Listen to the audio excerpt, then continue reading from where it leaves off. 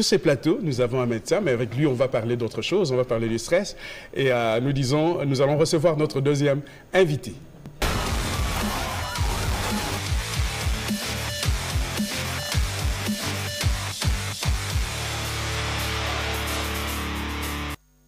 Il s'appelle Julius Elumba. Il est médecin, mais il est sophrologue, coach mental. Avec lui, nous allons parler de stress au travail et comment éviter l'AVC. Gestion du stress, c'est difficile, surtout nous qui travaillons du matin au soir et on est là chaque fois à réfléchir. Et quand on rentre, parfois, on a des stress.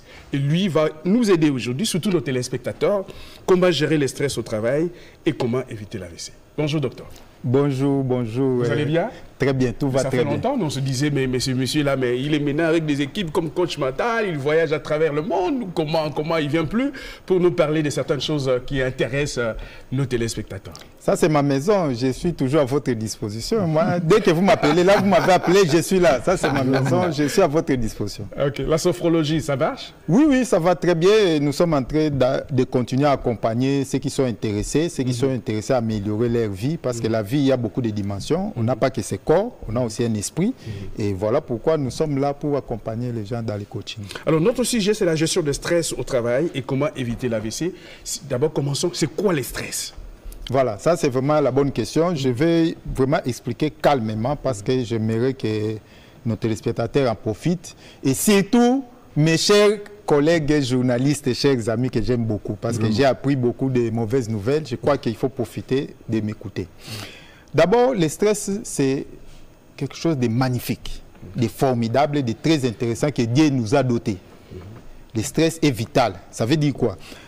L'être humain a un mécanisme d'adaptation. Chaque fois qu'il y a une situation qui vous déstabilise, il y a une situation qui vous met mal à l'aise, qui vous fait sortir de votre confort, peu importe la situation, que ce soit physique ou psychique ou même imaginaire, ça va vous déstabiliser, vous allez perdre l'équilibre et cette situation-là, le corps a un mécanisme pour vous remettre en équilibre. C'est-à-dire, s'il y a des coups de balle ici, nous allons sursauter, moi je vais me cacher. Ça, c'est une attitude d'adaptation parce qu'il y a un danger. Et c'est quelque chose de merveilleux que Dieu nous a doté. Si nous sommes arrivés ici à la RTNC aujourd'hui, c'est grâce au stress. C'est le stress qui nous garde en vie. Mais ces mécanismes-là, c'est pour quelques secondes, c'est pour quelques minutes. Si la gazelle voit le lion, c'est normal qu'elle puisse courir. Mais si le lion est resté, elle continue à courir. C'est ce qui n'est pas normal. Voilà la première définition. C'est-à-dire le stress, c'est un ensemble de réactions, de comportements, de langages, d'attitudes que vous adoptez pour vous adapter à une situation qui vous met mal à l'aise, qui vous sort de l'inconfort. Mais il faut maintenant revenir à la normale.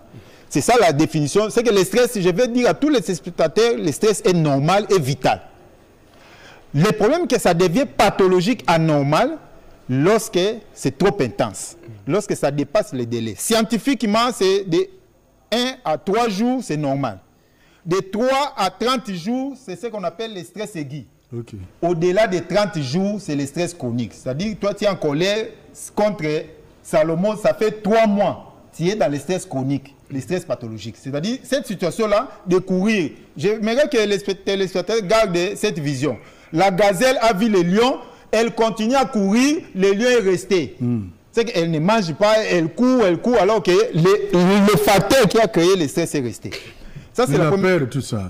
Oui, mais... Peut-être qu'il peut encore venir le suivre voilà, pour le manger. Le facteur est resté. Maintenant, je vais compléter cette définition. Ça veut dire quoi? Le stress, ce n'est pas la personne qui vous provoque. Ce n'est pas votre patron, ce n'est pas votre collègue, ce n'est pas votre femme, votre mari. Le stress, c'est vous. C'est votre réaction. Ça, c'est vraiment l'erreur que beaucoup de soignants, beaucoup de médecins ont commis pour faire passer...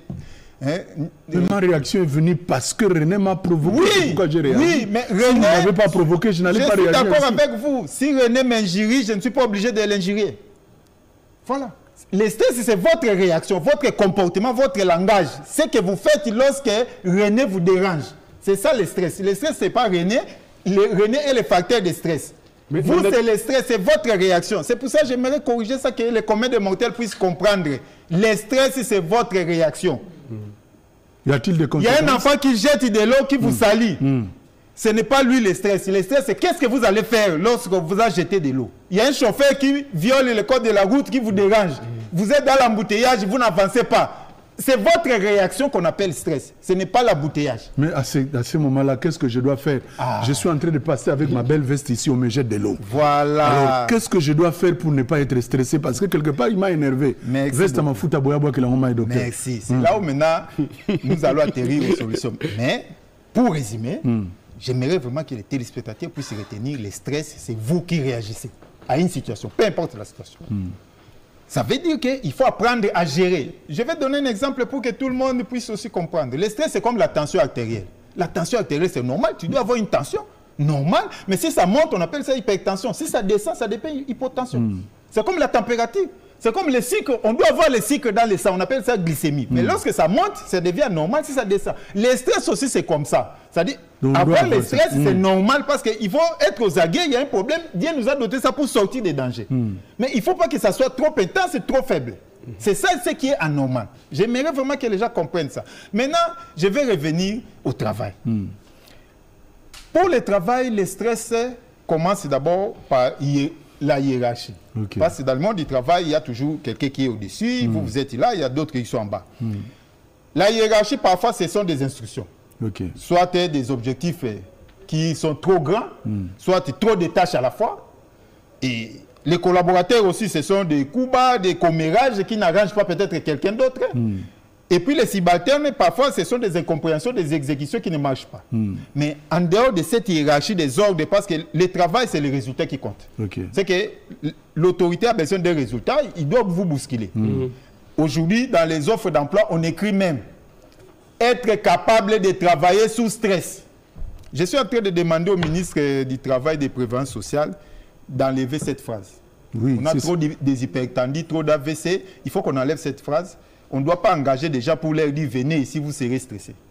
C'est ce que j'allais vous demander. Vous avez la casquette de médecin et puis vous êtes un coach mental. Est-ce que c'est normal de stresser les gens à tout moment au travail? Justement, c'est pour ça, moi je suis en train de proposer, il faut d'abord que l'État oblige à chaque entreprise qu'il y ait un médecin du travail, qu'il y ait un coach emploi. Dans le monde du travail, la pièce centrale, c'est l'homme. C'est ce qu'on appelle le capital humain. C'est l'homme d'abord. Il faut investir dans l'homme. Mais la personne qui travaille doit être en bonne santé. D'où il doit apprendre à gérer les stress. C'est pour cela que je suis là. Qu'est-ce qui se passe? Il n'y a pas que cette hiérarchie des ordres par rapport aux objectifs, mais comme ce sont des humains dans un endroit, il y a les social dans l'entreprise. Même si on arrange les ordres, mais si entre nous la collaboration n'est pas bonne, le langage n'est pas bon, ça va perturber le climat. C'est que le climat aussi compte pour rester en bon terme. Et deuxièmement, les conditions de travail. Si les bureaux sont exigus, s'il n'y a pas d'air qui circule, même si vous êtes concentré, vous serez déstabilisé. Mais je vais ajouter quelque chose de très capital aussi pour le stress au travail. Nous sommes des êtres sociaux. Nous venons d'abord de la famille pour venir au travail. Lorsque vous mélangez votre situation personnelle, privée, familiale avec le travail, ça perturbe le travail. Il faut savoir les dissocier. Je vais arriver aux solutions. Ça veut dire quoi? Il y a aussi le stress du travail qui provient de la maison. Vous êtes en conflit à la maison, vous amenez ça au travail. Vous ne dormez pas bien à la maison. Ça va vous stresser au travail. J'insiste sur ça parce que les gens croient que le stress au travail, c'est seulement le travail. Non, c'est ton problème aussi. Je viens de dire si le stress, c'est toi. Si tu ne dors pas bien, tu serais stressé. Si tu ne manges pas bien... Le directeur a un problème avec sa femme à la maison, il nous amène ça au boulot. Et il commence à vous... C'est parce qu'il ne sait pas gérer. C'est pour ça qu'on va parler de gérer. Mais j'aimerais que les gens identifient d'abord quelles sont les sources, les facteurs de stress. Mais ça dépend de vous. C'est qu'à la maison aussi, il faut qu'il y ait la paix. Il faut qu'il y ait l'ordre, sinon vous allez amener cette situation au travail. C'est qu'en dehors de l'hiérarchie, en dehors de la collaboration, en dehors de l'environnement de travail, il y a aussi votre situation personnelle de la famille. Alors comment gérer ça? C'est ça, la gestion. Maintenant, pour gérer, je vais commencer là où c'est plus facile. D'abord, j'aimerais que chacun puisse faire un exercice pour comprendre lorsqu'il est fâché, lorsqu'il est stressé, lorsqu'il a peur, lorsqu'il a un problème, comment est-ce qu'il réagit physiquement? Il tremble, vous grattez la tête, vous bégayez, vous faites quoi? Vous sentez votre cœur battre. Qu'est-ce qui se passe lorsque vous êtes déstabilisé? Il faut identifier dans votre corps des signes. Il faut identifier dans vos comportements. Qu'est-ce que vous faites lorsque vous êtes stressé? Il y a d'autres qui prennent la bière, d'autres filment, d'autres sortent dehors, partent se promener, d'autres crient. René gratte souvent. Voilà. C'est que, il faut identifier, je dis, des signes physiques, des signes comportementaux. Il faut identifier aussi émotionnellement. Vous devenez irritable, vous criez surtout, vous réagissez. Il y en a d'autres qui pleurent. Voilà, d'autres qui pleurent les larmes de colère ou de joie. Maintenant, pourquoi est-ce que je l'ai dit? C'est parce que j'ai dit que le stress, c'est normal. Maintenant, lorsque ça perdure, lorsque vous restez dans cet état-là, vous devez savoir que non, le docteur a dit il faut que ça ne passe pas 30 minutes. C'est que je suis en train d'entrer dans le stress qui est anormal. Il faut que je revienne à la normale. C'est maintenant là la deuxième étape. Qu'est-ce qu'il faut faire pour revenir à la normale? C'est-à-dire là, je parle d'une situation où vous êtes stressé. Il faut prendre un verre. Il faut aller boire. Il y en a d'autres qui vont boire. Laissez-moi vous donner des vertus pour sortir de cet état. C'est que il faut identifier, prendre conscience de vos signes. Chacun réagit de sa manière. Maintenant, lorsque vous sentez que vous êtes stressé, moi, par exemple, lorsque je suis stressé, je sens ma salive devenir amère. Ok. Oui, je sens ma salive devenir amère. Ça, je sais que non. Je risque de sortir. La solution la plus simple, mondialement connue, pour sortir de cet état à l'instant là, c'est la respiration. Respiration. La respiration, parce que... Mais nous respirons chaque jour, docteur. Même quand je suis stressé, je respire. Merci beaucoup. Depuis qu'on a commencé cette émission, personne n'a pensé à la respiration. C'est maintenant que vous suivez, que vous pensez que vous respirez. La respiration est inconsciente. Le fait de penser à ça, de suivre comment est-ce que j'inspire, j'expire.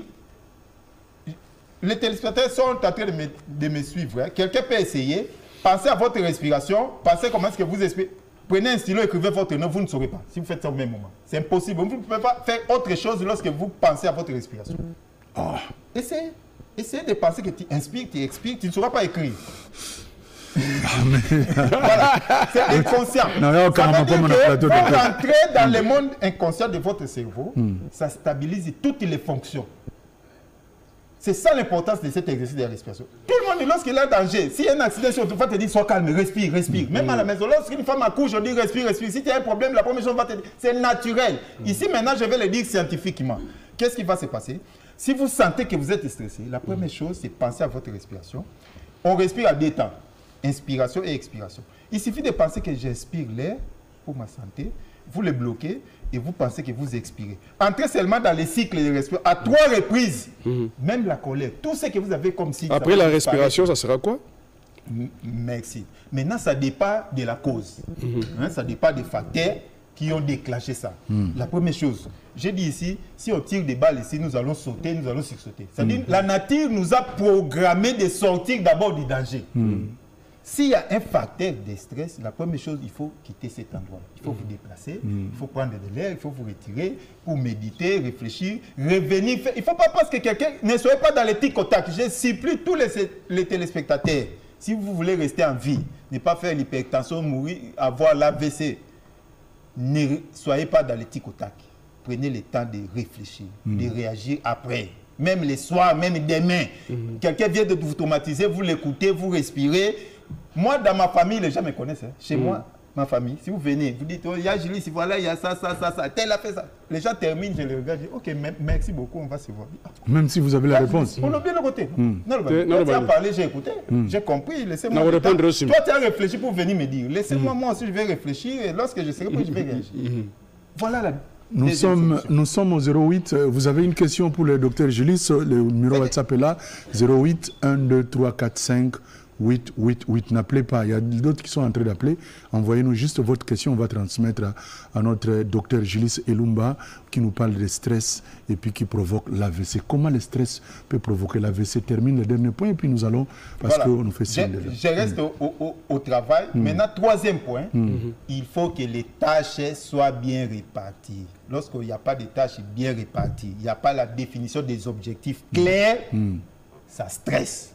Ok.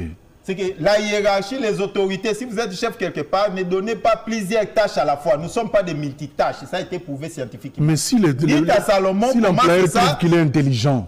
Justement, ce sont les intelligents. Ce sont les vrais travailleurs, les grands bosseurs qui font l'AVC.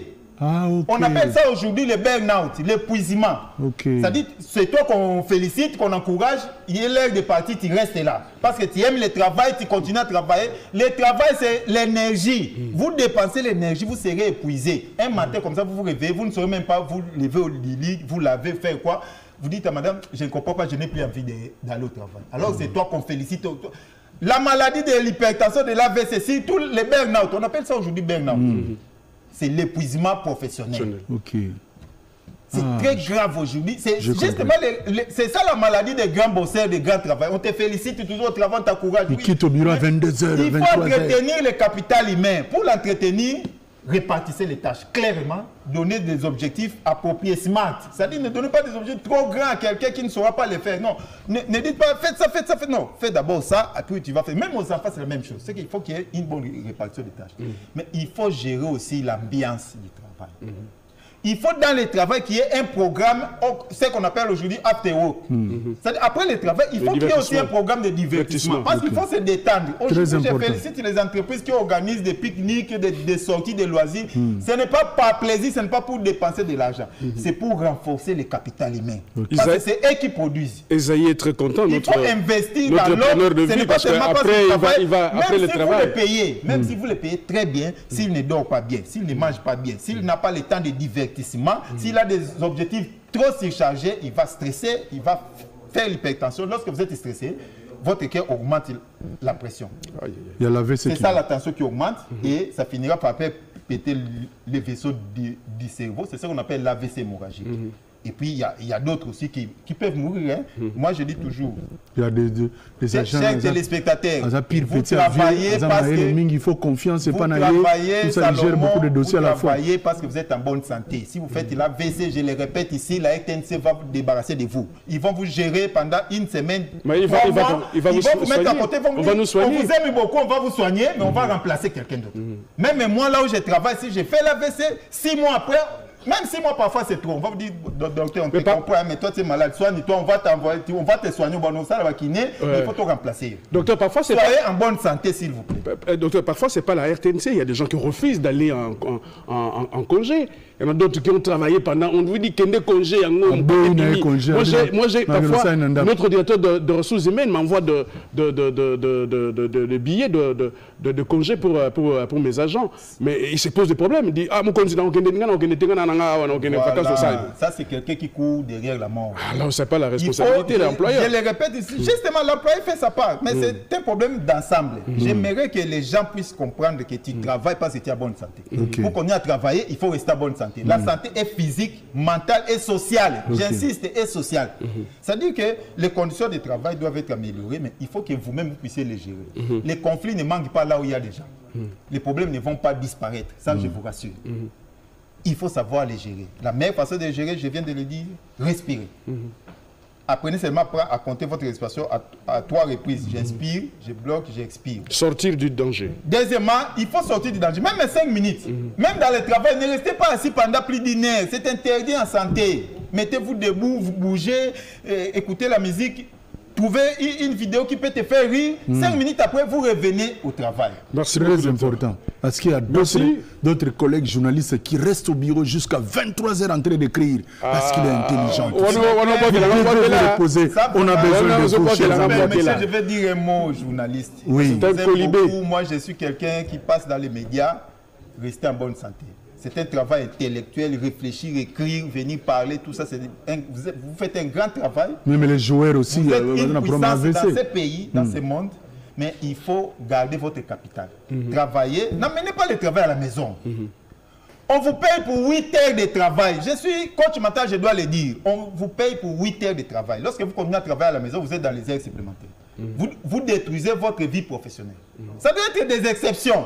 C'est-à-dire qu'il y a une urgence, pendant 30 minutes, une heure, c'est normal, vous ouvrez votre mail, vous répondez. Mais vous fermez à la maison, il y a des enfants, la femme, faites autre chose, c'est très capital. Merci beaucoup, merci docteur. Les autorités aussi qui envoient des travaux à la maison aux travailleurs, soit vous les payez, parce que là, c'est sa santé, c'est très important, je suis coach, je dois le dire.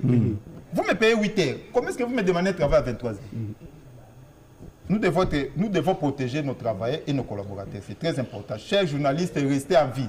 Chers joueurs. J'ai appris que vous faites beaucoup d'hypertension, de AVC. C'est invalidant. Les joueurs. Cette situation-là, c'est invalidant. Les joueurs beaucoup, aussi. Salomon. La Merci, prévention, Maka. c'est mieux. Merci, Merci docteur. beaucoup, docteur. Nous avons échangé avec le docteur Elumba qui nous a parlé Très de la intéressant, gestion du stress docteur. au travail et comment éviter l'AVC. Je donne raison à Amoré Lando, à Esaïe, à Médard, Moubenga qui chaque fois me dit vieux, yo, autant que l'équipe trop biso de Kei déjà dit c'est très bien, tu te vanda, tu te baé, tu te tala qu'il y a taba manga, tu tala taba ni totala, comme ça et qui t'abiso moanini. Yo, la bureau ka kokoma kokoma. Et alors aujourd'hui j'ai compris que ils ont vraiment raison.